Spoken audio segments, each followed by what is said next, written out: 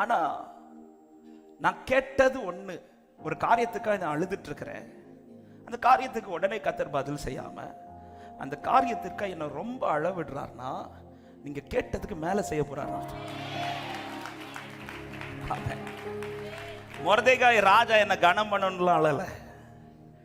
மொர்தெகாய் எதுக்கு அழுறாருன்னா, ஆமான தீக்கணும்னு கூட அழல. ஆண்டவர் இந்த சட்டத்தை மாட்டணும். ஆனா நடந்தது என்ன தெரியுமா? முதல்ல எஸ்தருக்கு உள்ள அனுமதி கிடைக்குது. 2 மொர்தெகாய்க்கு மேன்மை கிடைக்குது. 3 ஆமான் அழிக்கப்படுறான். 4 எந்த காரியம் கலக்கம் உண்டாச்சு அந்த காரியத்தில் ஆர்ப்பரிப்பு உண்டாக சட்டம் மாற்றி எழுதப்படுகிறது. ஹல்லேலூயா. அவன் இந்த 4வது காரியத்துக்கு தான் அவன் ஃபர்ஸ்ட் இருந்து அழுறான்.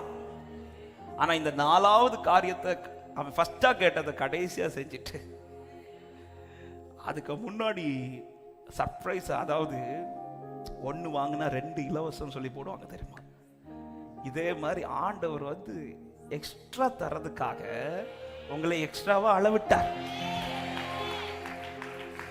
ஏன் சிஸ்டர், அவங்களுக்கெல்லாம் 1 நாள் அழுக, உங்களுக்கு 4 நாள் அழுகன்னா எனக்கு எக்ஸ்ட்ரா தர போறாருன்னு அர்த்தம். ஆமென். எத்தனை பேருக்கு எக்ஸ்ட்ரா வேணும்? அப்போ கொஞ்சம் கூட அழணும்.